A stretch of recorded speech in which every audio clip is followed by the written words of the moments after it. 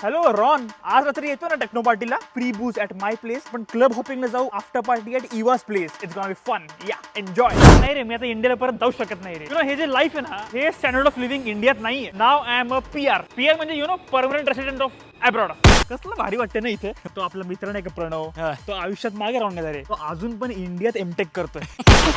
मी तर ना असं एज्युकेशन लोन आता 3-1 महिन्यात फेडून टाकेल. 3 महिने पण नाही, दीड महिना नाही, आता बोलता बोलता फेडेल. काय इथे ऊन आहे? अरे इथे आता 2 मिनिटं आधी बर्फ पडत होता. अरे अब्रॉडची लाईफ अशी असते ब्रो. अरे मी आता आलो टाइम स्क्वेअर वरनं, आता चाललोय टाइम्स रेक्टँगल बघायला. मी इंडियाला परत येऊ शकत नाही. इथे पोल्युशन नाहीये, पॉप्युलेशन नाहीये. आपली युनी किती भारी आहे. मला युनी मध्ये एक मुलगी पण आवडली आहे. माझी बायको पण इथली असणार. आम्हाला पोरं पण इथेच होणार. मला ग्रीन कार्ड आहे, मला ब्लू कार्ड आहे, माझा व्हायलेट कार्ड आहे. हे बघ, मागे माझा अपार्टमेंट आहे. काही नाही रे, फार काही रेंट नाहीये. Hardly it is $1530. इंडियातले may be 75 to 80,000, 65,000 dad send करतात. बाकी 10,000 मला इथे पार्ट टाइम जॉब आहे ना.